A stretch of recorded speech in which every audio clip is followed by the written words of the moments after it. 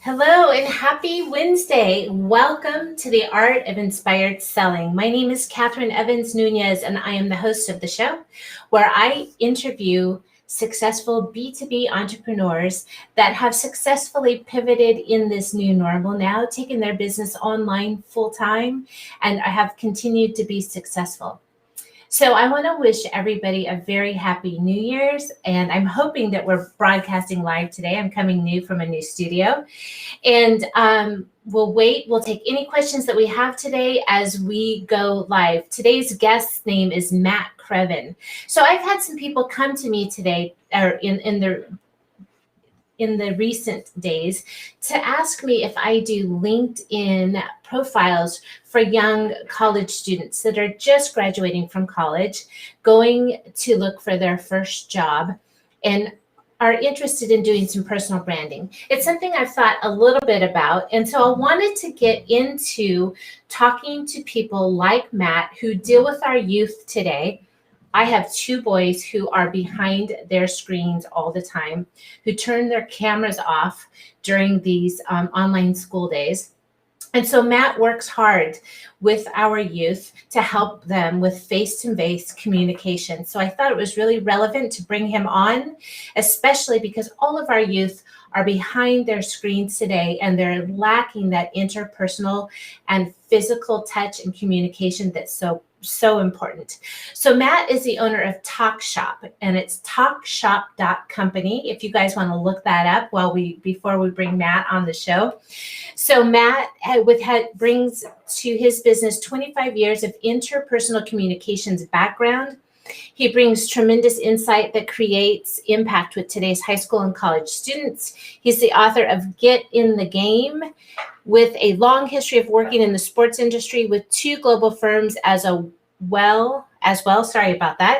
world-renowned leadership training and development company. So Matt brings his knowledge and practical experience to guide today's emerging adults to develop effective communication skills. So there's other information in the show notes. So without further ado, I'm going to bring our guest, Matt Crevin, onto the show. Hi, Matt. Welcome to the Art of Inspired Selling. How are you today? I'm doing fine, Catherine. First and foremost, Happy New Year. I'm just going to start with that. Yes, we should have little poppers or something, because I slept through New Year's this year. I'm not getting old. I just needed my rest. I'm not going to share. I'm not going to add anything because I may or may not have done the same thing. Yes. Oh, goodness. So, Matt, where are you coming live from today? I am coming live to you from Issaquah, Washington, which is just outside of Seattle. Yes, when I graduated from Arizona State University, I moved up to Seattle and lived on Queen Anne Hill for some time. Loved taking the bus to work and grabbing my coffee. I felt like, big time.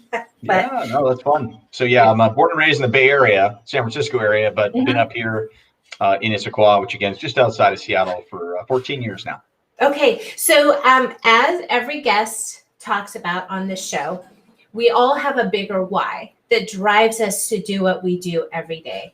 So what is it for you, Matt, that inspires you to wake up, and work with youth to keep your business going every day? What is it that you find that keeps you inspired? Do you have some favorite books? Do you have some mantras? What mindset tips do you have to deliver to the audience today? Well, the first thing that jumps, there's two things. Number one, you kind of led to it in your intro, but the other is, and I'll just add first, it's learn or die. I know that sounds so brutal and so harsh, but I'm always of the mindset of I want to continue to learn. And my why and why I wake up every morning to work with today's youth is something that you mentioned, and you mentioned it clearly, and that is a majority, not all. I don't want to say all kids, but there are so many kids out there, like you mentioned, that are comfortable and more comfortable behind a screen, behind their device, using their thumbs to tap out messages or keyboard to send something out and the way they communicate. Yes. And that is just not the way the real world works. There are situations and settings where a real conversation needs to happen. And my why is I want these kids today, these young adults, these high school and college students, to understand why it's important to be able to have this life skill. That's what wakes me up. That's what drives me. Yes. And so if you're live today with us on LinkedIn, right, you're a parent, you have children, most of you have children, you understand what it's like, right? My sons will call something and then hand me the phone because they don't even know, they don't even want to communicate with the recording.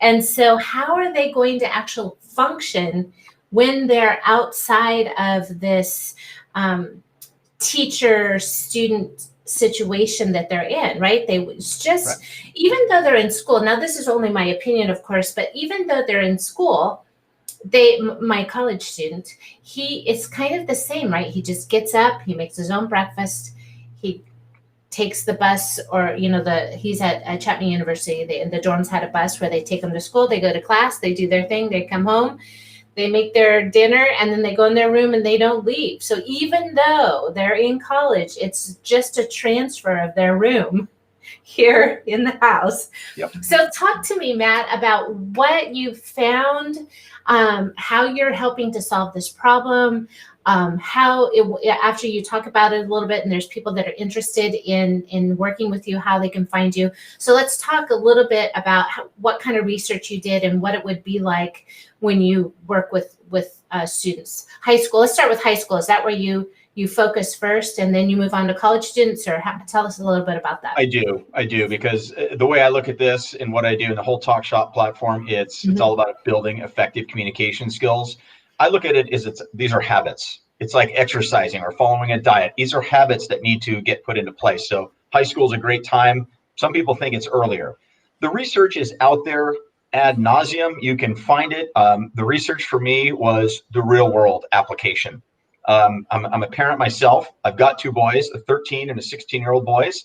They would cringe if they hear me, but they're my case studies.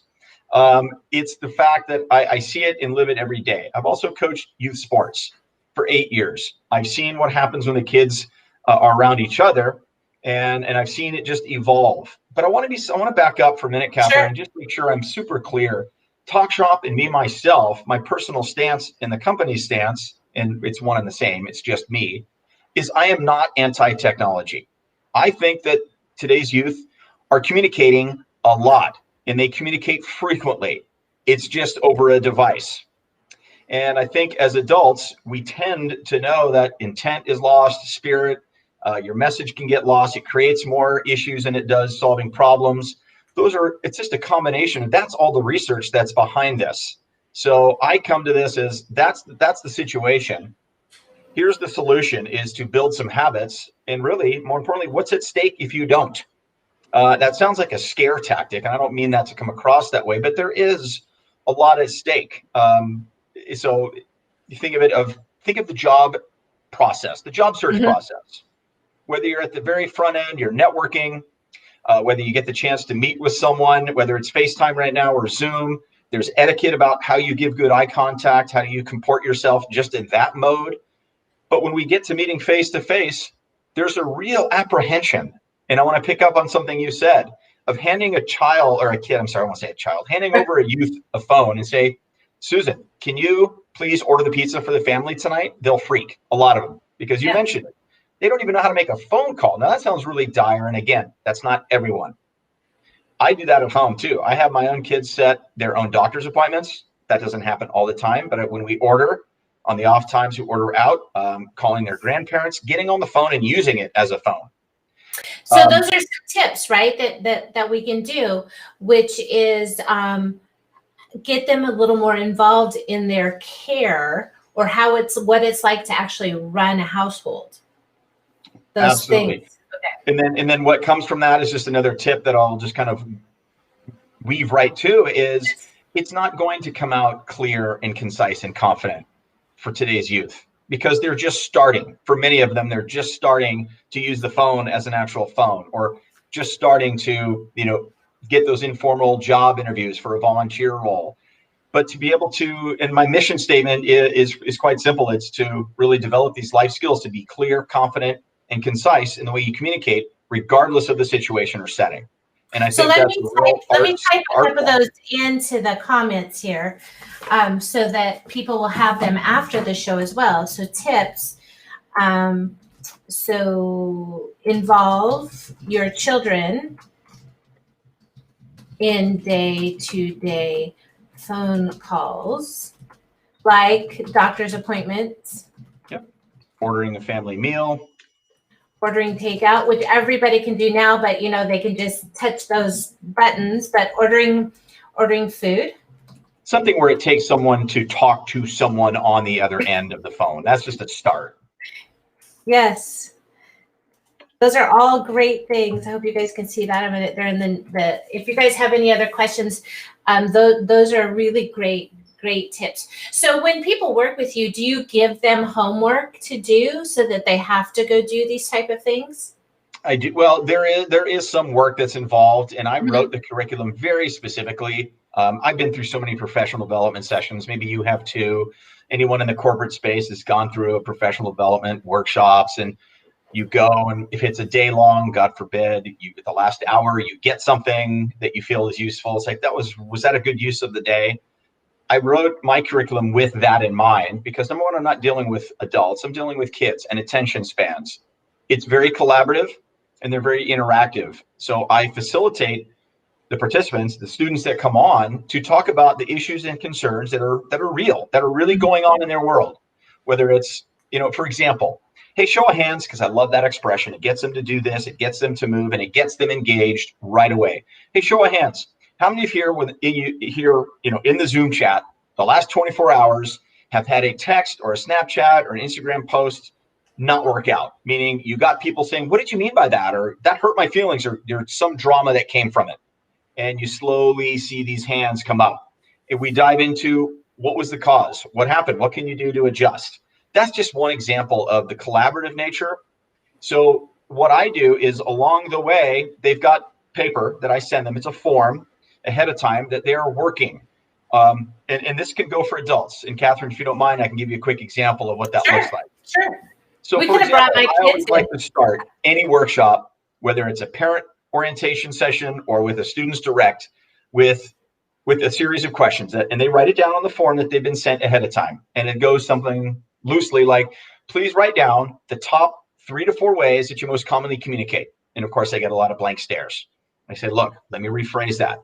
Write down the top 3 ways or 4 ways that you most commonly communicate in your day-to-day life with your friends, your family, your teachers, your coaches, your tutors, etc.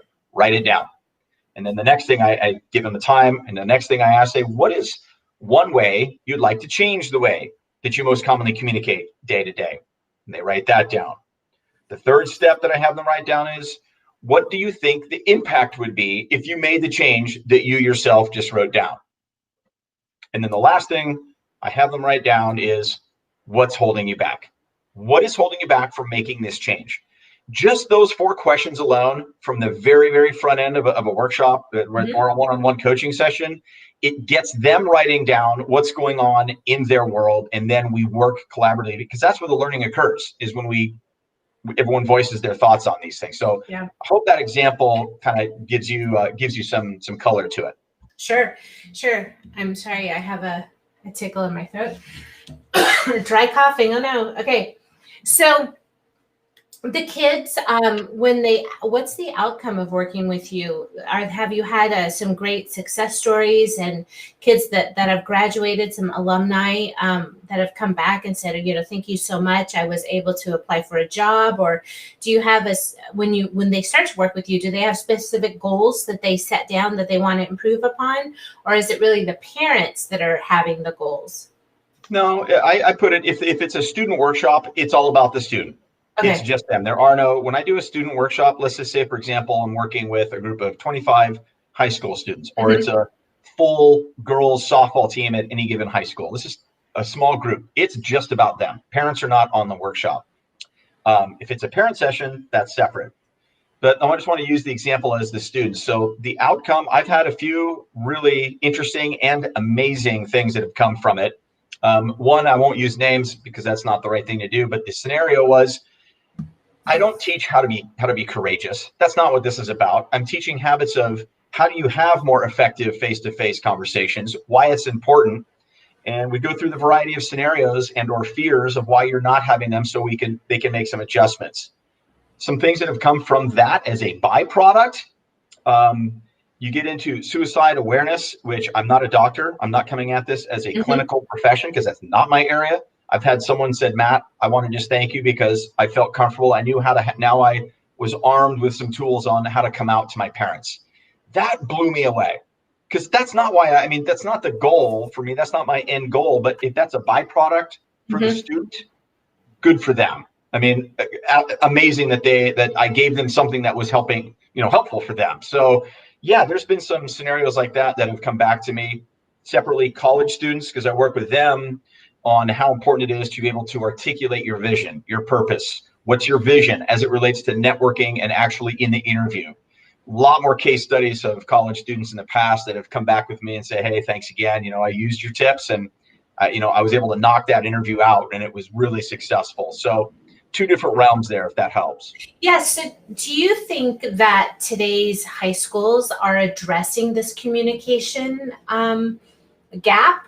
Are there, I'm sure we can't speak for all of the education system, right? The education is here to get people through test scores and they're done. But are they arming our today's youth with the ability to, or the tools to communicate, to even understand how to communicate?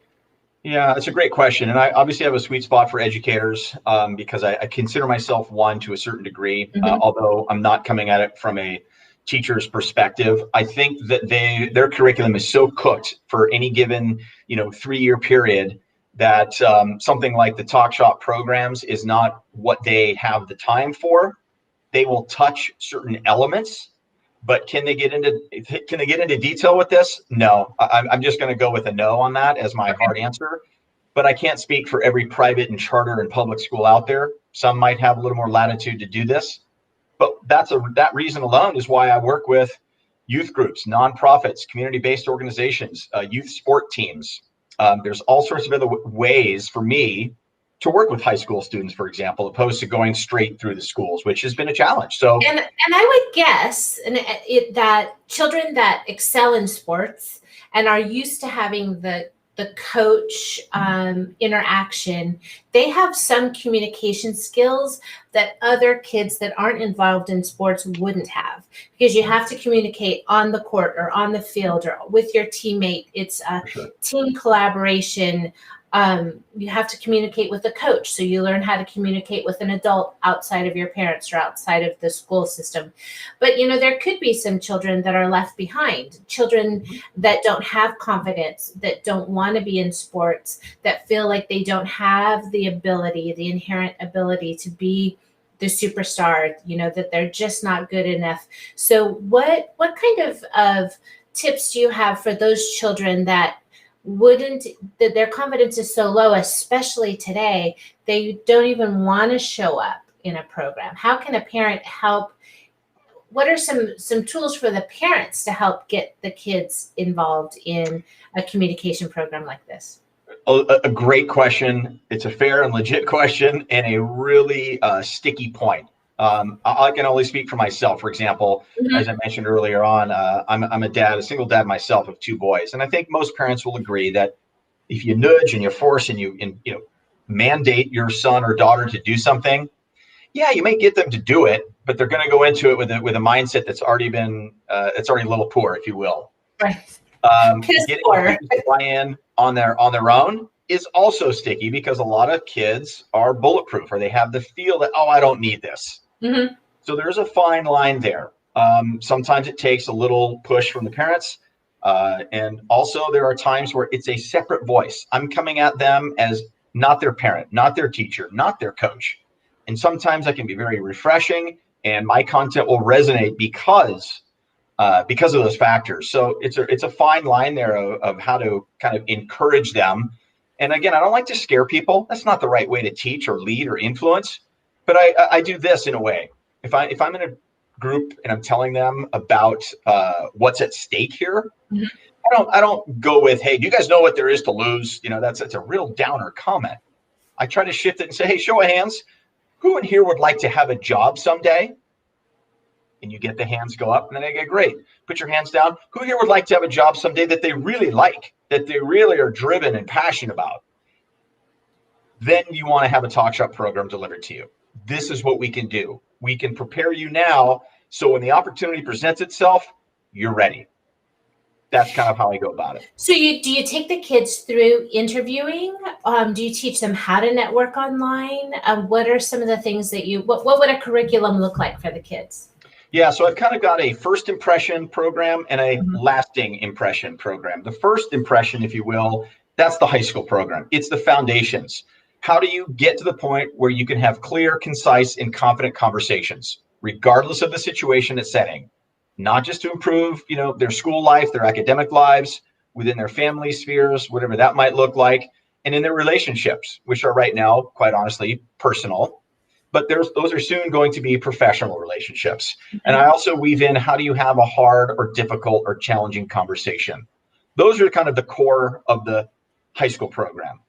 The college program, the lasting impression, addresses exactly what you mentioned, Catherine. That is, how do you get a digital presence lined up? How do you have your in-person presence aligned with your digital presence? Because that's a huge red flag if they Yes. don't match. I Yes. get into the nuance of the career readiness program. That's my college program. So I hope that I made it clear in terms of kind of what the two programs are about and what they address specifically. Sure. And how long are the programs? I always allow 90 minutes for a group workshop. They typically are around 60 to 65 minutes. Certain groups are just more talkative than others. My one-on-one sessions, I always set aside 60 minutes. Okay. That's just the time frame. The real quick reason for that is, look, we all know what attention spans are. If you go longer, your eyes start to roll. And can I just add a real quick funny bit of Sure. research? It's not my research. I can't own it. I don't even know who did it, but I want to find out, because I actually would love to have a social hour with this person. But so much research out there of what all the constant internet and the scrolling and the texting and being on our devices, what that's doing for today's youth. That science is out there. But what it's done, all this cyber craziness, as I call it, is it's whittled down our attention span to, do you want to take a guess, Catherine? What's the average attention span right now? Wild guess? Sorry, I'm putting the guest on the spot now. Well, I'm thinking, I'm just trying to think from my kids. They really don't listen to me much at all. 2 seconds. I mean, it depends on if they have their headphones on. They pull however long it takes to pull it off and then put it back on, and then it's done. So the average attention span is 9 seconds. And whoever followed up with, that's the same attention span as a goldfish, I want to meet that person. But that's the science that's out there. So the workshops are fast moving, but they're not rushed. They're collaborative, because that's where the learning occurs. And it's, I could run all sorts of scenarios by you, Catherine, and you get it too as a parent. But even pre-COVID, when our sons and daughters, when they come home from school or band practice or sports practice, and they come in and they chuck their backpack down and they hit the couch, or they go into the room and they go right to their device and they start scrolling. Mm-hmm. And they all know we're going to ask them the same question. How was your day? How was your day? What did you do? How was your test? Yeah. And yeah, for those that are crafty, they might come up with something different that might solicit maybe more than a one-word answer. It would be an open-ended question. Hey, what's your homework situation look like? How was practice? Whatever the question is that is your go-to as a parent. And typically what we're getting is fine, good, not much. Monosyllabic. My all-time favorite, just a shoulder shrug, not even a word, a shoulder shrug. My rhetorical question is to parents is this: if you see that, if you've experienced that anywhere throughout your teen's life, do you think they're showing up any differently in the outside world? That's the most powerful question I can address, and that's rhetorical. So anyway, I thought I'd paint that picture for you. Yes. So do you, you said you do some parent programs as well, right? Have you worked with any counselors or anything, or what do you do with the parents? Do you encourage them how to communicate? What I offer is part of my solution lineup is I have what I call a taste of talk shop. And it's almost just like it sounds. I give a taste of a full workshop. But what I do is I specifically deliver one module to parents because it resonates with everyone, students and parents alike. And it's not an opportunity for me to sell my programs. It's an opportunity for them to say, look, you know what? I see it. Maybe I need some help with this myself, or some refinement, if you will. But more importantly, they see some value for their kids, and they can bring that back to their community, back to their neighborhood, back to their PTSA, to their church or youth group. to their sports team and have some character development or some leadership training, communication coach, whatever the case might be. But I deliver a taste of Talk Shop for that reason. And there's no hard push at the end. It's, hey, if you guys see some value, here's my name and website. Here's how you reach out. And I leave it at that. But the taste of Talk Shops are always fun for me because I'm a parent myself. And just so you know, I always go into the specific module with parents during my taste of Talk Shop sessions. And that is, the content doesn't change, by the way. The delivery doesn't change. It's just the audience does. And I deliver the, how do you have that hard conversation with someone? So let's give some more tips. Yeah, let's give a couple more tips before we wrap the show out so that people actually have a takeaway from the show. I mean, we have the one we've talked to now is to involve your kids a little more in the day-to-day management of their life and of the family. So what are some other tips that the parents can do? And then we can maybe give some tips to young adults as well. Absolutely. I think maybe it makes sense since I just mentioned it is how do you have that hard, difficult, or challenging conversation? Yes. And that's when I deliver to parents, but it's also a big piece of my high school program and or college program for that matter too. A lot of people don't have those conversations for a number of reasons. You can imagine there's a fear of how it's going to come out. It might damage the relationship. You just don't know how they're going to respond. All of those are really, really human. They're normal. So I just give some quick tips of, number one, just make the effort to have it. Don't aim for it to be perfect because it won't. You're not scripted. You're not an actor or an actress. So don't have it rehearsed, but have some guidelines in place that will help you have it. So for example, pick one topic and I have them write it down. And I'll have you, just to give you an example, say, write down a conversation that in your mind, it's hard, it's difficult, it's challenging. You know it's a conversation you should have with someone, but you haven't had it yet. And I say, write it down. If it's a work-related situation, it could be Tom at work regarding the Delta project. Okay, that's one example. If it's for a student, it could be Tommy's recent Instagram post and how that hurt my feelings. Write down what it is you want to talk about. And what that does is that keeps you on point. It's the one thing you want to talk about during that conversation. So that's the first tip. Keep it to one topic. If you get the feedback right away, well, you know what, you're doing this and you did that last week and that post you sent bothered me. You're going to get that. Pretty common, right? Stick to, just go back and say, look, I appreciate you letting me know. It's pretty clear you've got some things on your mind too. But if we could both agree, just to kind of solve and maybe settle this one topic first, hey, let's have another conversation about some of those key things that you want to talk about too. Stick to your guns. Stick to the one topic that you want to cover. Even if you agree to disagree, that's okay, but cover it.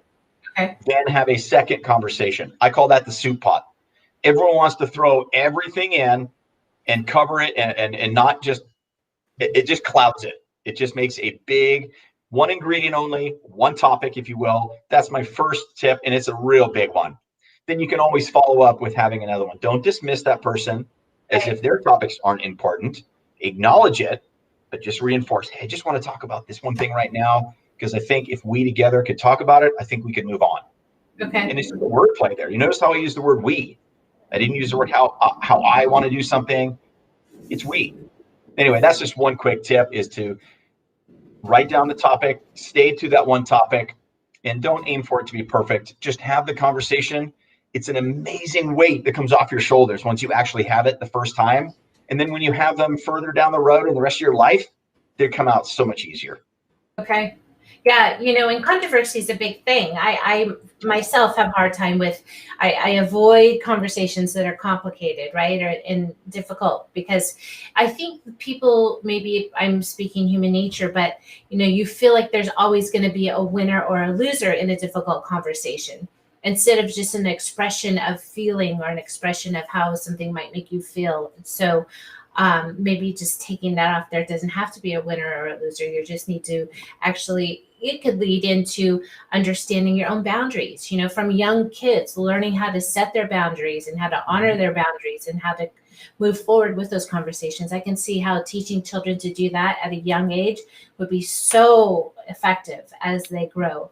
Yeah. And Catherine, I'm not sure if we're doing okay. I just want to add something, but I want to, is it okay? Are we okay if I can add something to that? Because your points are so spot on and they're so important that I just feel compelled to want to add. And And I love the way you phrase that is, look, it's not about being a winner or a loser in a conversation. Or as I put it, if you agree to disagree, that's okay. At least you're on the same page. You've agreed that you're just going to disagree, but you're in alignment. And there's not this, cloud hanging over you to have a conversation again.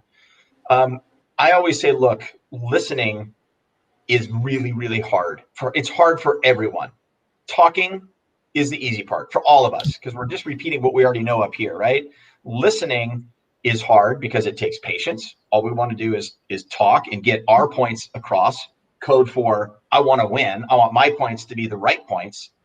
I always tell students and parents alike, be careful when you listen.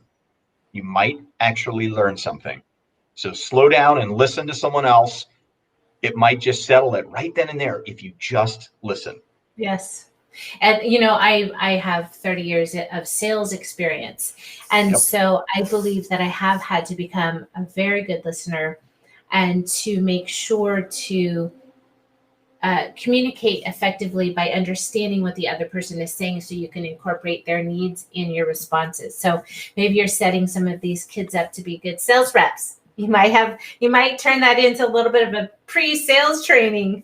Hey, look, if that becomes part of their sales methodology, great. More power to them. I've been in sales and corporate development myself in my background. And we didn't even get into my background, but I'm happy to do that. So be it. If that's the case, I'm aiming for let's improve ourselves. Let's develop some key skills. However, the students, decide to implement them in their future, great. Right. So everybody needs great listening skills. That's perfect. Okay. So let's just talk. So it's talkshop.company, everyone. And the services that Matt provides, webinars, one-on-one mentoring. He does speaking as well. You probably speak at school groups and other things. What are you working on this year? Anything that you're launching? Any new programs that you're launching this year? Anything that we can tell the audience about? Yeah, well, it's evolving, right? We're all in this online space, and you get Zoom burnout. You get a lot of different factors at play. So I'm partnering with a lot of tutor and test prep centers. I'm partnering with organizations that work with today's kids, like National Charity League, Boys Team Charity, youth sports leagues. Those are my initiatives for this year moving forward. PTSA board members, so they can weave this into part of their programming. Those are my key initiatives for this year. I do have a second book that I'm working on. I'm hopeful to put that out next quarter. I'm in the final touches of that.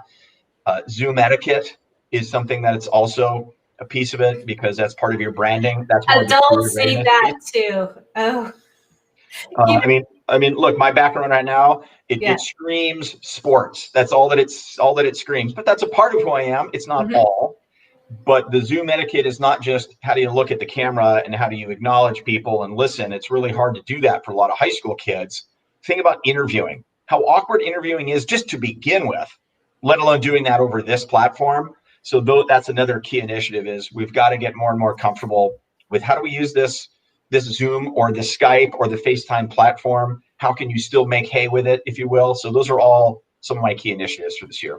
That's great. That's great. And, it's really relevant. It's really relevant to how we're living our lives right now. And, but we're all going to come out of this and we're going to come up on the other side shining and happy and bright with new skills. And I have a saying for that is Zoomashtion.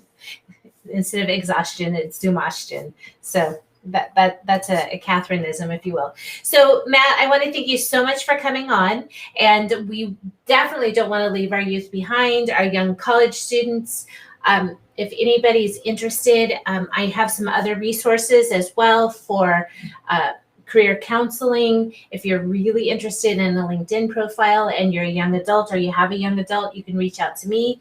I can help them with some personal branding. Matt can help with both the face-to-face communication and other things that we need to really work on our youth and make sure that they're coming out of this time with the skills that they need to blossom in the new normal. So thanks so much, Matt. Talkshop.company, Matt at talkshop.company if you want to get in touch with him. Any last minute tips or things that you'd like to leave with our audience? For anyone that's interested, I welcome the conversation. whether they want to call or email. Like you said, all the information can be found on the website, talkshop.company. Always enjoy people that call. I think that's a great thing. So it's all about having more conversations. With so many cancellations going on around us, conversations should never be canceled. Let's chat. Yeah.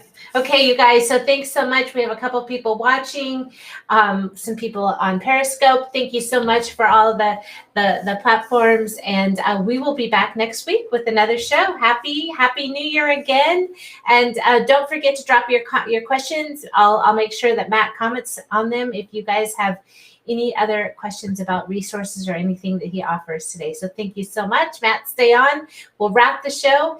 We'll talk to you